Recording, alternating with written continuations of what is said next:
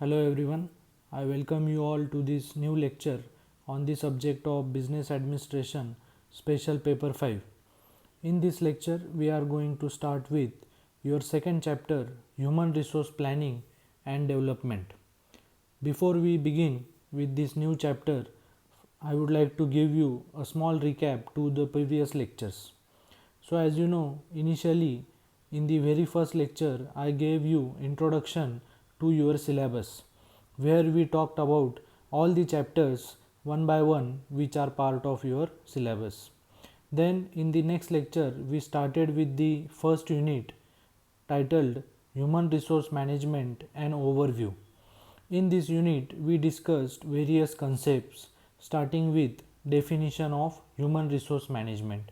Then we talked about concept of human resource management, and then most importantly we discussed various functions of human resource management such as managerial function or operational function.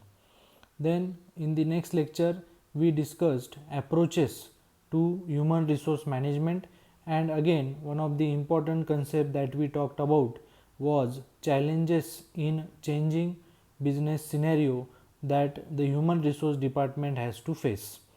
Then in the upcoming lecture we also talked about human resource environment. Then various concepts were discussed such as dual career employees, global competition, contract labor, WTO and labor standards. So all these things are part of your first chapter that we have covered in the previous lectures.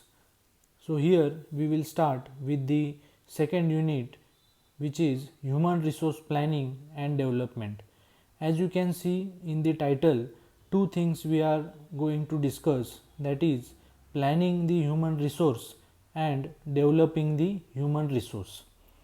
So as you know, manpower planning is also called as human resource planning, and it consists of putting right number of people, right kind of people at the right place and at the right time. So this is what is included in the human resource planning. As it is mentioned in the first line, human resource planning is also called as manpower planning, and under planning we have to do and we have to decide what to do, when to do, how to do.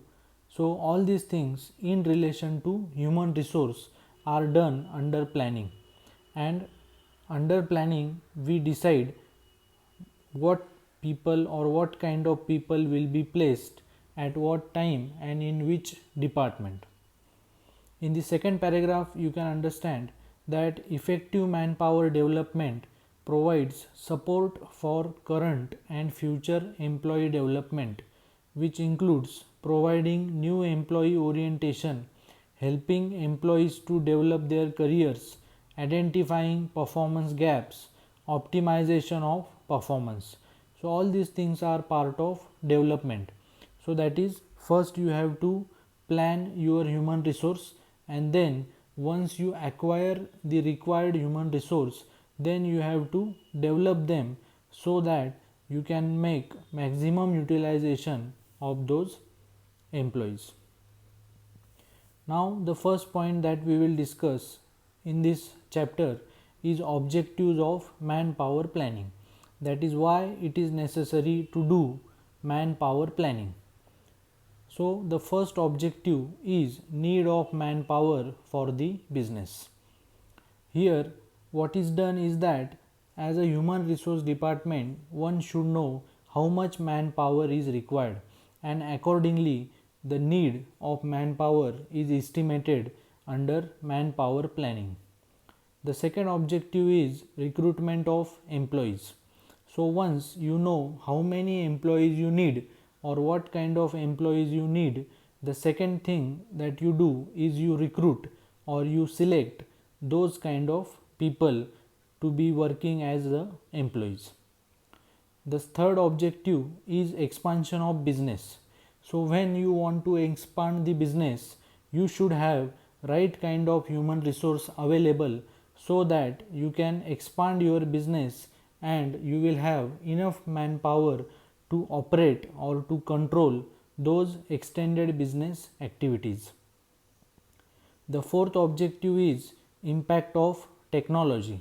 As you know, day to day we see there is an advancement in the technology, and when such technological advances are introduced in the business, then automatically we need that kind of manpower or that kind of human resource who can handle such technology or who have knowledge about that technology. The fifth objective is development of business. As you know, development of business is not possible when you don't have right kind of manpower. So to get right kind of manpower and to develop your business, you have to do manpower planning. The sixth objective is industrial relation. Now industrial relations depend upon your goodwill in the market, and the goodwill as well as the industrial relation are in the hands of the human resource or are in the hands of the manpower employees that are working in your business.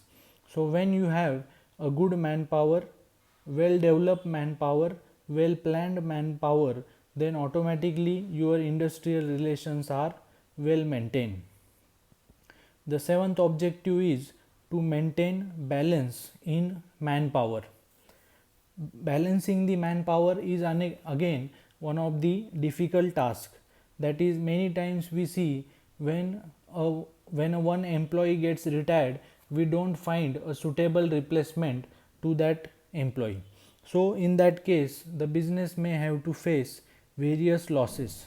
So it is important to have a right kind of balance in the manpower. Similarly, we don't need excess manpower which we cannot utilize. So that is why balance has to be maintained, and it is one of the objective of manpower planning. The last objective is full use of manpower as a resource. As you know, there are various resources which are required to run the business, and one of the resources is manpower. Now when we have such resource and if it is not available in sufficient quantity, we have to manage those limited number of employees and we have to get all the works done through those minimum number of employees, and for doing this you have to use the manpower efficiently as a resource. In this slide we will discuss the second point, that is objectives of manpower development. So first objective of developing the manpower is opportunities to skilled. So in this point we can say that when a manpower is properly developed, it can give opportunities to the people or to the employees who have certain type of skill. The second objective is skill development. Now under skill development, once the employee is recruited, once the employee is selected, and if he doesn't have required skills, then under manpower development those necessary skills are developed in those employees so that they can work according to the requirement of the business. The third objective is creation of originality and creativity. Originality and creativity are very difficult to achieve, but the objective of manpower development is that all the employees in the business, they should have originality, that is they should come up with new ideas, they should be able to invest in the business in the form of their work, and creativity will give them new ideas and it will provide solutions to their problems. The fourth objective is team building and unity. Now there is a necessity, or all the employees in the workforce must have unity among them, or they should be able to work as a team. Now these qualities of team building and unity are embedded into the employees with the help of development. And last is business growth. Again, this is one of the basic objective of every business function, and here as we are talking about development of manpower. By developing the manpower, every business try to grow further. So here we have discussed 2 points. First we talked about manpower planning, and then we talked about manpower development. So in these 2 slides we have discussed objectives of manpower planning and objectives of manpower development. The next point we will see is need of manpower development, that is why it is necessary to develop your manpower. So the first point is working capacity. Now every individual has a different working capacity and it might not be as per the requirement of the business. That is why when manpower development is undertaken, the first need is that they want to build or they want to increase working capacity of the employees. Second point is face competition. So in this point we can say that the need of manpower development arises because there is a huge competition in the market, and to face that competition our employees should be well developed. The third point is continuous production process. Now again it is one of the target of every business that they want to undertake continuous production process without facing any problems or any hurdles. So here when all the manpower is provided with right kind of training under the development process, then they can handle the production process without any disturbances. The fourth need of manpower development is improved industrial relation.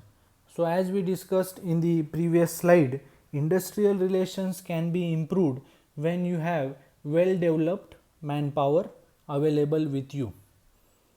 The next point, number 5, is improved salary.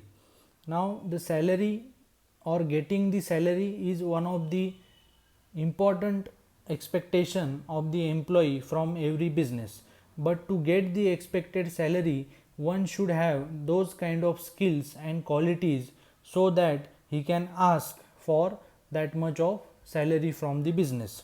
So when you get properly developed through training, then automatically you may see improvement in your salary. Seventh point is improved personality. So it is again quite obvious that when manpower development is undertaken, under that you provide various trainings to the employee, you improve their skills, you bring in qualities in the manpower, and automatically it improves their personality. The last point is need of manpower development. The last point is increased profits. Now this is the ultimate or the final need, that is when you have properly developed manpower, the ultimate result will be increase in the profits of the business. The next we will see need of manpower planning. In this slide we talked about need of manpower development. Now here we will talk about need of manpower planning. So the first need is develop special skills. So as we discussed earlier, again every employee should have specific skill or he should have special skill which makes him unique from the other employees, and to develop such skill we have to accordingly plan the manpower. The second point is decision making capability. So here we can say that once you properly plan the required manpower, accordingly you can take the decisions regarding what kind of responsibility or what duties will be assigned to each manpower. Third, improve quality of production. Every business wants to have better products and services available in the market, and to improve the quality of production, accordingly first you have to plan your manpower. So what kind of manpower is required, how much manpower is required, and accordingly you can then further plan any improvements in the quality of production. Fourth is improve customer service. The customer service is obviously provided by your manpower, and to have or to provide better customer service you should have the required manpower. So again, to have proper service to the customer you have to plan your manpower. Fifth is induction. So induction means making the employees acquainted with the business. So under induction, employees are given information about the future goals, future plans, objectives, policies, rules and regulations of the business. So under manpower planning, the business or the management also has to decide how the employees will be introduced in the company. The sixth need is adopting technological changes. So again, as we discussed earlier, there is continuous upgradation in the technology, and technological changes requires changes to be made in the existing business. So here again, with the help of proper manpower planning, you can adopt to the technological change. The seventh point is relieve employees from problems. We many times we hear that employees mostly they face various problems on a day to day basis, and these problems are because of lack of communication with the management or because of lack of idea about how the work has to be done. So to relieve employees from this problem, if the manpower is properly planned, then definitely the employees will have to face less problems. So here we have discussed these 7 points about need of manpower planning. So you must have understood all these concepts that we discussed in this lecture. Thank you.